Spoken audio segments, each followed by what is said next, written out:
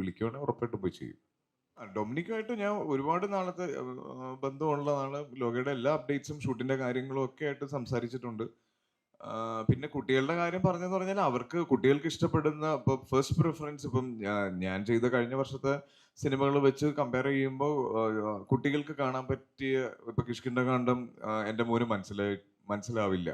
അത് കാണുന്ന ഓഡിയൻസ് കുറച്ചും കൂടെ മെച്ചുവേർഡ് ആയിട്ടുള്ള ഓഡിയൻസ്, അതാണ് ഞാൻ ഉദ്ദേശിച്ചത്. ഈവൻ തലവനാണെങ്കിലും ലെവൽ ക്രോസ് ആണെങ്കിലും ഒക്കെ കുറെ കൂടെ മെച്ചുവേർഡ് ആയിട്ടുള്ള ഓഡിയൻസിന് ആസ്വദിക്കാൻ പറ്റുന്ന സിനിമയായിരുന്നു. സർക്കിട്ട് ഉണ്ടായിരുന്നു. സർക്കിട്ട് കുട്ടികൾക്ക് ഇഷ്ടപ്പെട്ട സിനിമയാണ്. അതിലെ പാട്ട് ഇഷ്ടമാണ്, ജപ്പുവിനെ ഇഷ്ടമാണ്. അപ്പം ഈ ബാക്കിയുള്ള സിനിമകളെ വെച്ച് കമ്പയർ ചെയ്ത് അപ്പം ലോക പോലൊരു സിനിമ അവർ തിയേറ്ററിൽ പോയി കണ്ടപ്പോൾ ഒരു ഭയങ്കര ഇപ്പൊ പ്രത്യേകിച്ച് പറയുകയാണെങ്കിൽ നമ്മളൊരു ഹോളിവുഡ് ലെവൽ സ്ക്രീൻ പ്ലേയും മേക്കിങ്ങും നരേഷനും ഒക്കെ ഉള്ളൊരു സിനിമ അത് ഇപ്പൊ അവഞ്ചേഴ്സ് ഒക്കെ കണ്ട് ഇഷ്ടപ്പെട്ട് കുട്ടികൾക്ക് ഉറപ്പായിട്ടും മലയാളത്തിൽ അതൊരു ഫസ്റ്റ് എക്സ്പീരിയൻസ് ആണ്. ഇപ്പൊ എന്റെ ചെറുപ്പത്തിൽ ഓഫ് ഹാബി എന്ന് പറഞ്ഞ സിനിമ ഓർക്കുന്നുണ്ടോ നിങ്ങൾ? അത് ഒരു അത്ഭുതമായിരുന്നു അന്ന്. അപ്പൊ അന്ന് കിരീടം കാണണോ ഓഫ് ഹാബി കാണണോ എന്ന് ചോദിച്ചാൽ ഞാൻ ഓഫ് ഹാബി എന്നേ പറയുള്ളൂ, അല്ലേ?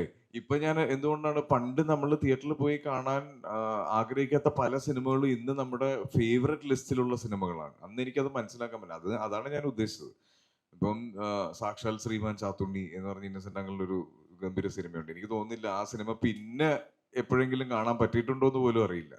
അപ്പൊ ഇപ്പൊ അവരുടെ പ്രായത്തിൽ അവർക്ക് ആസ്വദിക്കാൻ പറ്റുന്നതിനേക്കാൾ മുകളിലാണ് ഞാൻ കഴിഞ്ഞ വർഷം ചെയ്ത പടങ്ങളെല്ലാം. ഞാനും ആഗ്രഹിക്കുന്നുണ്ട് അത്തരത്തിലുള്ള സിനിമകൾ ചെയ്യണമെന്നുള്ളത്. ഇൻഫാക്ട് ഞാനൊരു സൂപ്പർ ഹീറോ മൂവി ഫാനാണ്. അപ്പൊ എന്റെ ഒരുപാട് വർഷത്തെ ആഗ്രഹമായിരുന്നു ഒരു സൂപ്പർ ഹീറോ ചെയ്യണം എന്നുള്ളത്. പക്ഷെ അതില് ഞാൻ ആഗ്രഹിക്കുന്ന പോലത്തെ ഒരു സിനിമയ്ക്കുള്ള ഒരു സ്ക്രിപ്റ്റോ സ്ക്രീൻ പ്ലേ ഒന്നും എന്റെ അടുത്തേക്ക് ഇതുവരെ വന്നിട്ടില്ല. അപ്പം വന്നു കഴിഞ്ഞാൽ ഉറപ്പായിട്ടും അത് ചെയ്യും. അവരായിട്ട് തരുവാണെങ്കിലല്ലേ നല്ലത്, ചോദിച്ചു മേടിക്കുന്നതിനേക്കാൾ.